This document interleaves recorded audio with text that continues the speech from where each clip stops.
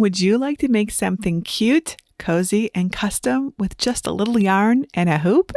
Let me introduce you to the ultimate relaxation craft, punch needle. I'll show you exactly how to make these adorable animal punch needle projects from start to finish, even if you're a total beginner. And yes, your cutting machine can do the tricky design transfer for you, saving you time and effort of transferring it by hand. Hello everyone, Jennifer Maker here.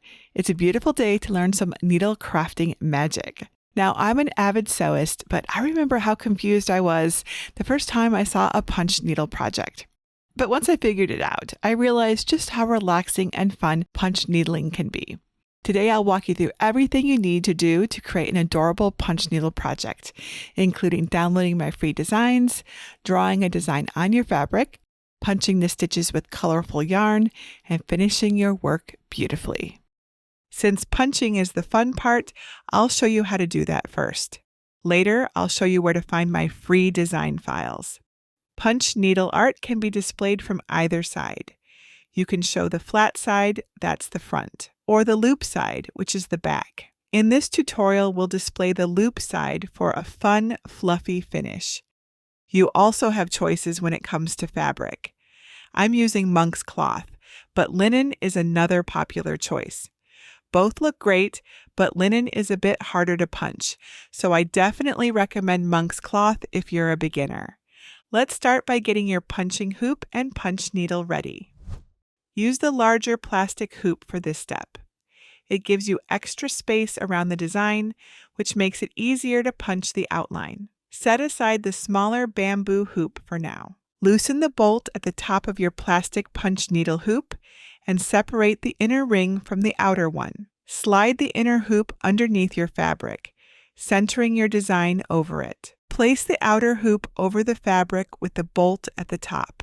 Press it down firmly to sandwich the fabric in place. Tighten the bolt slightly and begin pulling the fabric taut all the way around the hoop. Your fabric needs to be as tight as a drum for the punch needle to work well. Keep pulling and adjusting, then finish tightening the bolt as much as you can. The plastic hoop leaves wiggle room between the design and the hoop, so punching the outline is easier. Once your design is in the hoop, it's time to plan how to punch your design. I like to fill in small inner details and shapes first, like whiskers and face details. I'll do the background next to help keep the overall roundness of the design. This will help me keep the cat's face the right shape too. Now let's thread the punch needle. Make sure it's set to the shortest setting. Just rotate and slide if you're using an adjustable needle like mine. I'll start by pulling out the loose end of the black yarn from its skein so I can stitch my cat's eyes and whiskers. Now hold the needle with its tip facing you and insert the loop end of the threader tool through the tip.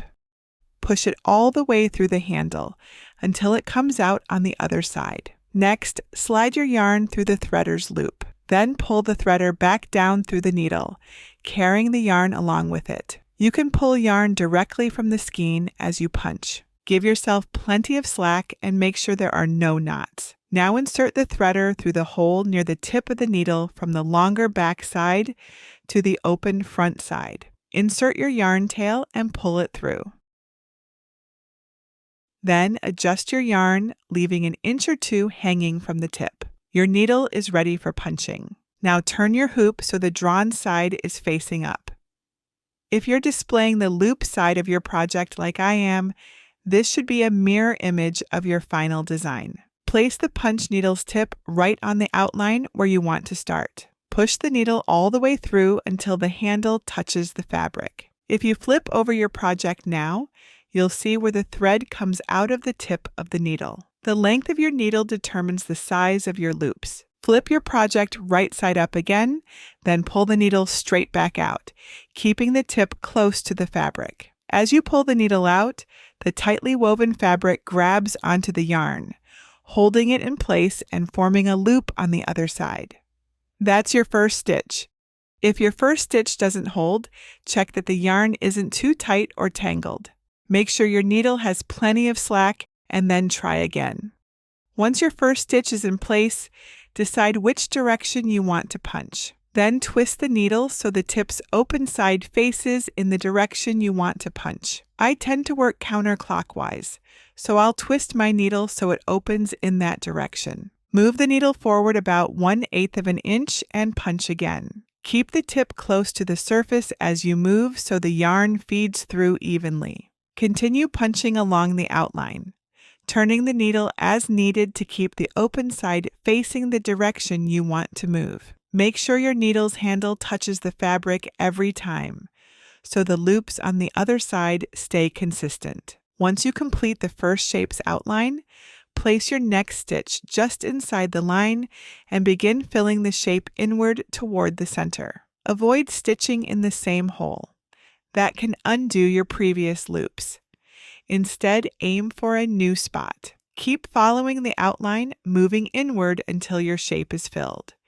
If you make a mistake, no worries. Use your punch needle to lift your incorrect stitches out of the fabric, then burnish any holes using your finger. After finishing a section, hold the last loop in place with your finger, pull the needle away, and trim the yarn about 1/4 of an inch from your fabric to leave a short tail. Repeat to fill in the rest of the shapes in that color. Very thin details like the whiskers only need an outline, not filling. Changing yarn colors is super easy. When you're ready for a new color, simply pull the yarn from your needle, then thread in your next color the same way as before. I'll move on to pink. Next, I'll stitch my cat's mouth. I'll punch my first stitch on the outline, then work counterclockwise around it. When the outline is done, I'll drop to the next row and keep close to the original row and spiral stitches toward the center. The cat's nose and ears come together the same way. I'll fill the background starting with the outer ring, which helps keep the design's shape intact. As I stitch toward the center, the areas naturally break into smaller sections, like above the head. I follow those sections, stitching across the top and filling in from there. When I get to the center, I trim my thread and move to a new area. I'll work on this section of whiskers next. The whiskers can be a bit challenging, but I find it easiest to follow the whiskers shape to form an outline around them, then fill in the spaces inside. I'll do the same on the other side too. And then the bottom is a simple shape I can fill in like usual. And finally, I'll punch the remaining larger shapes.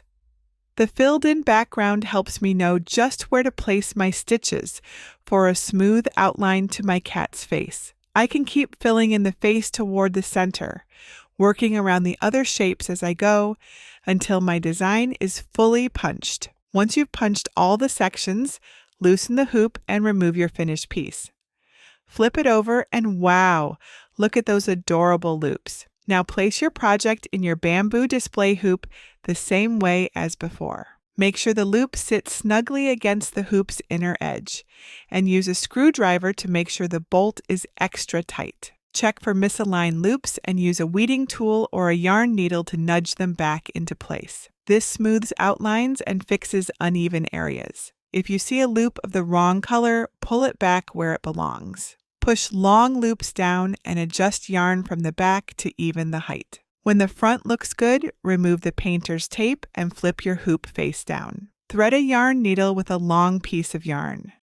Bring the needle up through the excess fabric, then weave in and out around the circle in 1/2-inch steps. When you reach your starting point, pull the ends to gather the fabric tightly toward the center, knot them, trim, and tuck the loose edges underneath. Your punch needle animal is ready for display. If you need help downloading and preparing my free design, head over to my free resource library at jennifermaker.com/780. Click Get a Password if you need one, or enter the library. Then search for design number 780 and click on the project file to download everything you need to get started. Inside the download zip, you'll find a folder with SVG files you can use with your Cricut. There are 3 animal designs to choose from: a cat, a dog, and an owl. There's also a DXF folder with those files if you're using a different machine, and a PDF folder with printable versions in case you want to trace the design onto your fabric by hand using a Cricut BrightPad or a Lightbox. Not sure how to upload an SVG to Cricut Design Space? No worries. Just go to jennifermaker.com/SVGS, where I show you exactly how to unzip and upload files. I'll start with my cat SVG loaded on a new Design Space canvas. Click Ungroup so you can adjust the animal and the circle separately. There are 2 layers, the background circle and your animal. Drag a bounding box around both layers to select them. In the Operation drop-down menu, change both layers to pen. This tells the Cricut you want to draw, not cut. Next, click the color box. Pick a pen type and color. I recommend the 1mm washable fabric marker in blue. Now click Attach so your Cricut draws your design exactly as you see on screen.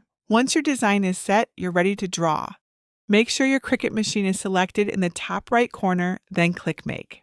On the Prepare screen, select 12 by 12 inches as your material size, so you can use the whole mat. We need to center the design on fabric large enough for the hoop. My design is 6 by 6 inches to fit the hoop, and I need 2 inches on each side to center it. That means I'm using a 10 by 10 inch fabric square.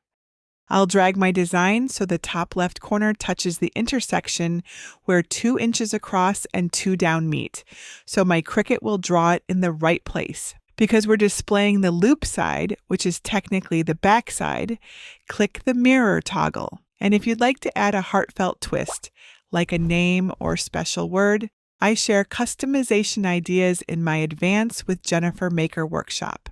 It's a wonderful way to make your handmade gift even more meaningful. It's a special bonus just for members that makes your project one of a kind. Learn more at jennifermaker.com/advance. When you're ready to move on, click Continue. Then set your base material to monk's cloth. If you don't see it, click Browse All Materials and search for it. Next, trim your monk's cloth down to 10 by 10 inches. Lay your fabric on a pink fabric grip machine mat. Use a brayer to press the fabric down evenly, removing any wrinkles or bubbles. Then use painter's tape to secure all 4 edges and keep loose threads from getting caught in your machine. Remove the marker cap and pop it onto the back so you don't lose it. Test the marker on scrap material to ensure it's flowing smoothly. Then load the marker in the correct clamp on your machine. Press the flashing load button to load the prepared mat into your Cricut. Press the flashing middle button and let your Cricut draw the design. When it's done drawing, unload the mat.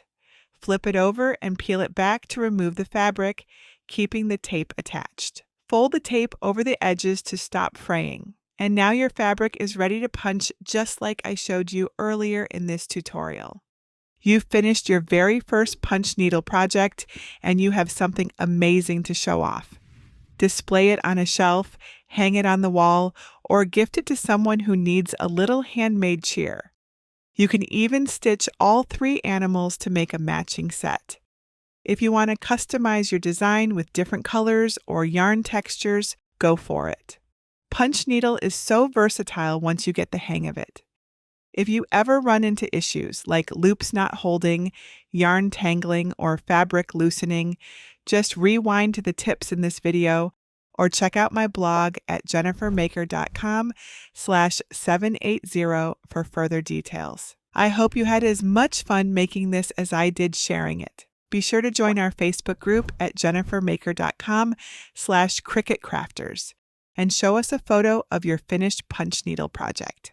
If you're wondering what else you can do in Cricut Design Space, check out my Cricut Coach Playbook. I put together this helpful guide to walk you through using Design Space to create all sorts of projects like this one. I've included simple step-by-step diagrams to help you understand all the tools and tasks you need to make fabulous things with your Cricut. To grab a copy for your crafting desk, head over to CricutCoach.com. And if you still need a Cricut machine to start making tons of awesome crafts, I do a regular giveaway over on my blog at jennifermaker.com/Cricut-giveaway. Enter now for your chance to win. And that's it for today. Until next time, this is Jennifer Maker reminding you to craft a life you love.